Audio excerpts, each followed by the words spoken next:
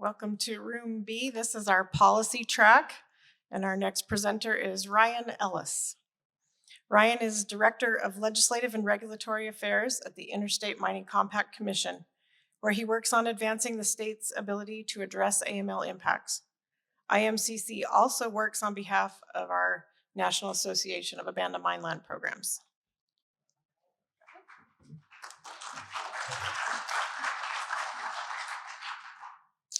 All right. Hi, everybody. Thank you for being here. It is great to be speaking in person at an AML conference again after a few years away. And I'm especially happy to be speaking with you at such an exciting time for the AML world.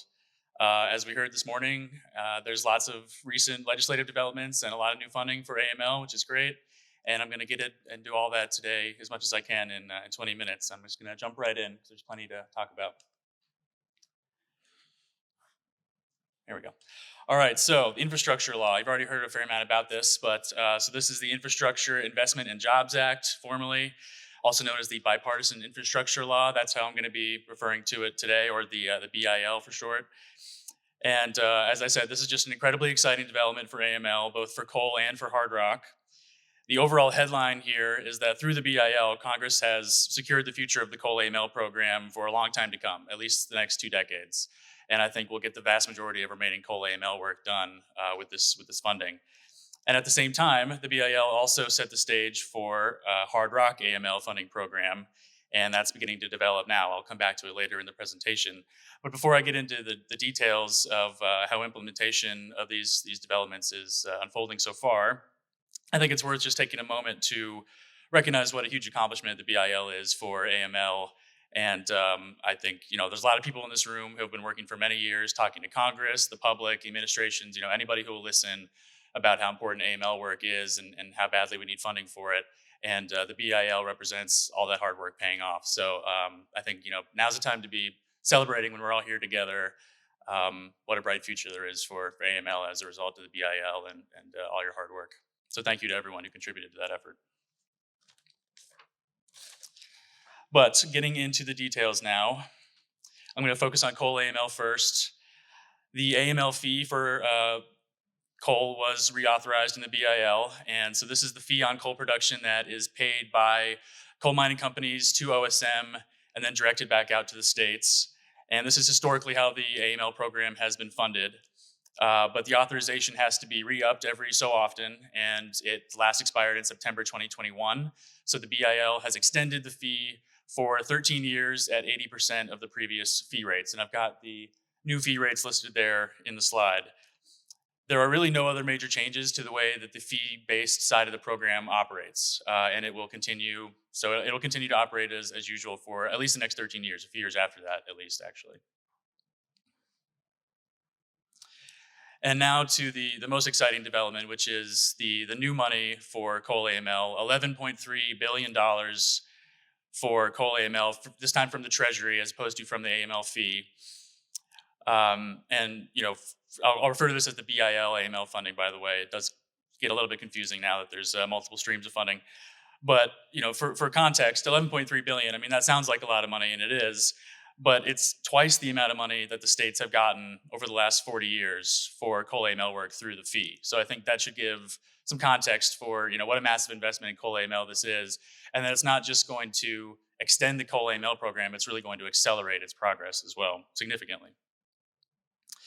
Of the 11.3 billion, it's good to note that 3% is set aside for OSM, which is about 338 million. 1/2 of 1% is for the Inspector General, which is 5.5 million. And then that leaves 10.8 billion actually for the states and tribes. I've got some notes now on how the funding will be used and distributed. It is a little bit different than the AML fees funded side of the program.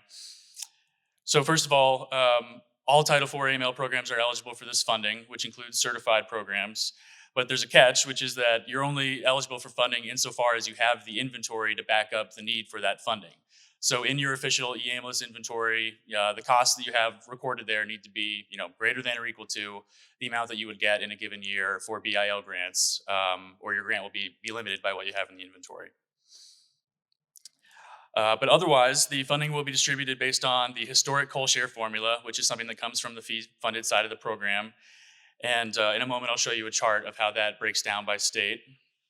But basically, whatever amount your state is entitled to based on your historic coal percentage, which is related to how much coal production there was in your state at the time SMACR was passed back in the 70s, you will get whatever amount of funding you're entitled to in equal installments over the course of 15 years, is how it works.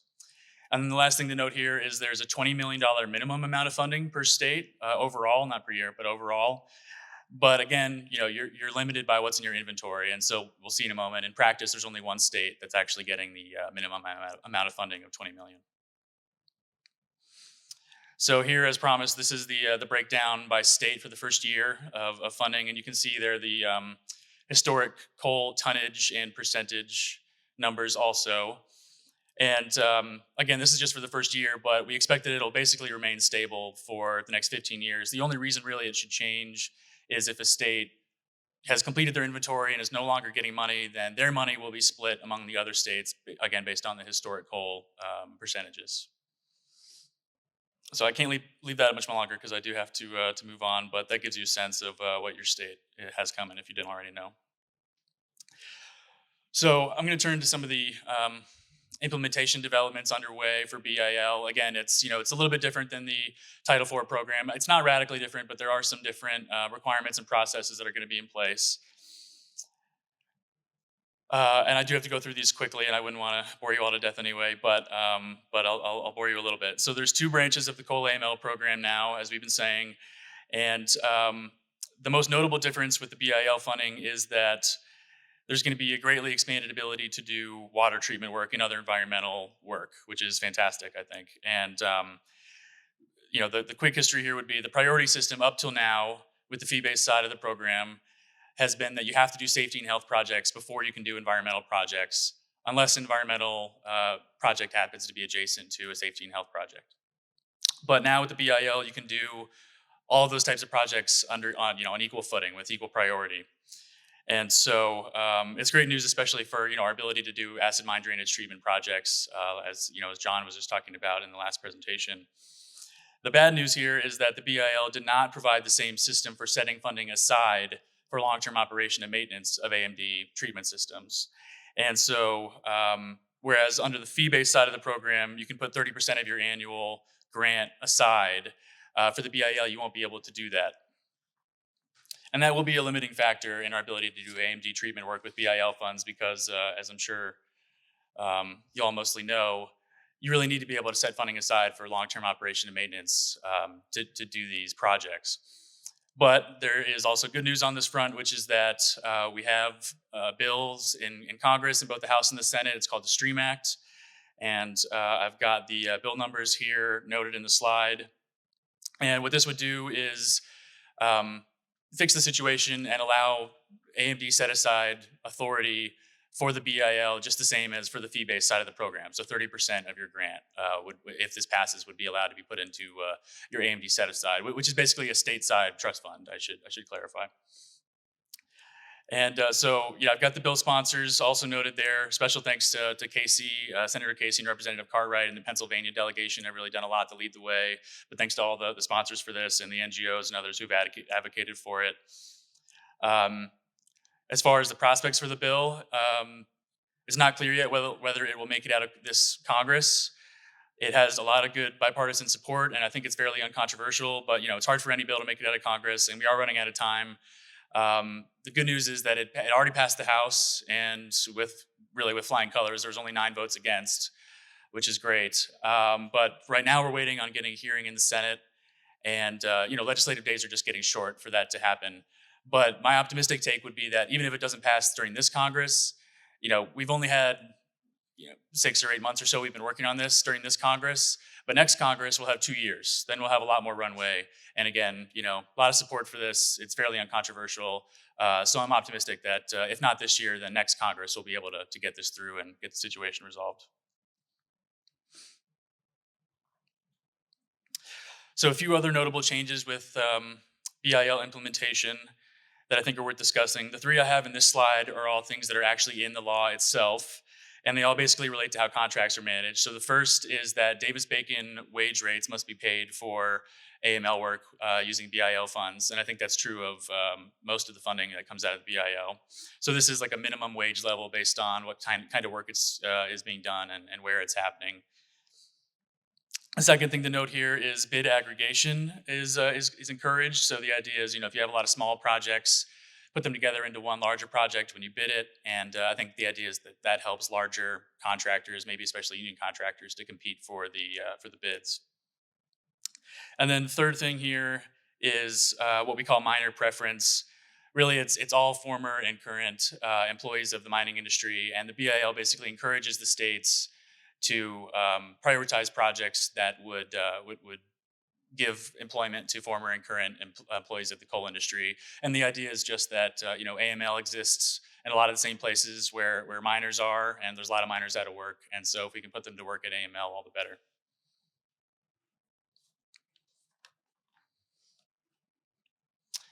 So all those changes, as I said, are in the bill. There's also a number of changes that are coming from Interior and from OSM. And I'm going to talk about those on the next two slides. OSM put out a guidance document this summer that talks about how they want administration or implementation rather to proceed. It talks about things like minor preference and bid aggregation, but as I said, a number of other things as well. So the three I've got on this slide all relate to how the program's managed. And the big question probably everybody wants to know is, when will the funding be available? And the grant applications did open at the end of August, and we've had several states already submit their applications. So we're happy to see that things are moving. We're hoping the grant awards will come in the next few weeks so that states can start developing their projects, and hopefully we'll see some construction spring of next year at this rate. For FY23 funding, it's not clear when that'll become available. We've heard that they might try to align the fee-based and the BIL-based funding, so maybe towards the beginning of the calendar year, but it's just not clear at this point. There's still a fair amount to sort out, I think. The guidance also discusses state plan amendments. So state plan is, every state has a state plan that outlines basically how their program will work. And so OSM wants every state to update that based on the new language in the BIL. But we are told that funding will not be held up, which is good because it's going to be a several-year process probably to get the plans amended. And then thirdly here is performance measures. There's already a good amount of data tracked in EAMLIS, but OSM would like to go beyond that and especially track information related to kind of the socioeconomic benefits of AML. The idea is to just, do a good job of telling the story of the good that AML does. And so there's a number of new performance measures listed in the guidance as well. And then three more things. Again, we could have presentations on each of these probably, or at least on Justice 40. But I'll have to go quickly here. But there are three other things I want to highlight in the guidance that are related more to sort of the substance of what the AML program does, and especially kind of accentuating the secondary benefits of AML. The first is labor practices. So there's a lot of discussion about encouraging the use of union contractors and generally just using good labor practices. As I said, for Justice 40 and environmental justice, there's a lot in the guidance about trying to advance those goals through AML work, which basically comes down to prioritizing disadvantaged communities when you're choosing what AML projects to do. And then the last one on this slide, there's some discussion in the guidance of advancing climate priorities by reducing methane emissions. So for example, if there's underground mines that are leaking methane or mine fires that are emitting carbon, then it'd be good to prioritize those types of projects is another things that the guidance has in mind. So moving on now, I want to touch on AMLR, and this is sort of the third branch of the AML program, based on how I was talking about it earlier. This is the Abandoned Minelands Economic Revitalization Program, and the idea is to spur economic development through AML work in one of two ways: either choosing AML projects that have even more economic upside than your typical AML project does, because really all of them I think do, or you can spend money directly on economic development as long as the site is at or near an AML site. And this program has been going on now since 2016. I think the total is $655 million that's been granted to states and tribes so far. It's only 6 states and then the AML tribes that are getting this funding. For FY22, it was 122.5 million, and I've got the funding split there listed in the slide. For FY23, both the House and the Senate versions have proposed 135 million, so an increase over last year. And they portion the funding a little differently, the two versions, but it's not important to get into that here. The takeaway is that Congress clearly continues to support the AMLR program, and I think for good reason, because there's been some great projects done. So it's just not exactly clear how much funding will be available next year, but we expect that there will be funding continuing. So on to Hard Rock AML now. This is another really exciting development in the BIL. It included an authorization for a huge chunk of new funding, $3 billion total, $1.5 billion would be for states and tribes. And right now, Hard Rock AML funding is extremely limited. So this is a really exciting development. The catch is that the money was only authorized; it was not actually appropriated. So this money is not actually going to be made available, at least not yet. This is just a funny quirk of how federal appropriations work. You have to do both. But nevertheless, I mean, it's great that Congress recognizes the problem, on the scale that they're willing to authorize such a gigantic funding program. And we have seen funding start to roll in recent budgets. And so let's see. So FY22 was $5 million total. Not a lot of money at all compared to the scale of the problem, certainly. But it's good to see funding starting to come in. I think in a lot of ways, the hardest part is just getting the line item in the budget started. And then for FY23, the House bill and Senate bills both have big increases on last year. 45 million in the House, 20 million in the Senate. I've got the breakdowns listed there. I think the 45 million in the House bill is enough to really get the ball rolling and send every state some money. Might be hard to do that with 20 million like in the Senate bill, but again, just seeing this increase year over year is, I think, the goal for now. And in the meantime, a lot of work is happening to develop how the program will actually work. And it's Office of Environmental Policy and Compliance that has been charged with that. It's an agency within DUI, and they've been working closely with the states and tribes and the other federal agencies to outline how this program will eventually work. And it's been very encouraging so far. They're certainly doing a great job of taking state and tribal input. And I'm not just saying that because I think we have OAPC people in the room. I really am encouraged with how this has gone so far. And I think it's all fairly unofficial at this point, but I can say a couple of things that seem pretty clear for the direction the program's going. And the first big one is that it looks like it's going to be open to all non-coal AML. So even though typically when we say hard rock, that means maybe locatables, it means certain things. But for the purpose of this program, it looks like that's going to mean all non-coal AML. And then the other key thing to mention here is we're going to be working toward a national hard rock AML inventory, which is something that's been considered for a long time. It'll be really important for informing Congress and the public about the scale of the hard rock AML problem, and also aiding just operation of the program. It's going to be a huge effort and a difficult one, which is why it hasn't been done already, because there's inventories all across the country, but they have different kinds of information that they gather. So integrating them all together is going to be a pretty Herculean task. But I think it'll be worth doing, and we've started to outline how that's going to look already, and we've made some great progress. And yeah, again, I'll just say I'm very optimistic about the direction things are going. We could use this funding yesterday. The states are ready to go. So hopefully we'll start to see more funding coming. And then the last thing to touch on, Ty Churchwell gave such a great presentation on this morning. So I guess I'll give sort of the 60-second version, especially if there were anybody that didn't get to hear that. But there is a new Good Samaritan bill, a new approach to Good Samaritan legislation out there this Congress that I think is really promising. It is, so quick background here is that there are big concerns about undeserved liability that attend doing especially water treatment work at AML sites.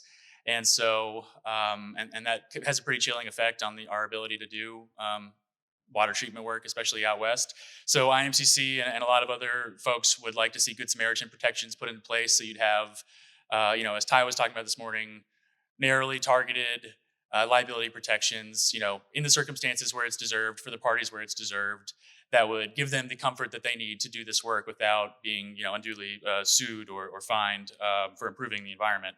And so, most people agree that something like this is needed, but the details of the program have been something that's just been very difficult to sort out with Congress. And so I think actually the first Good Samaritan bills were introduced in the 90s. So, we've been debating this for a long, long time.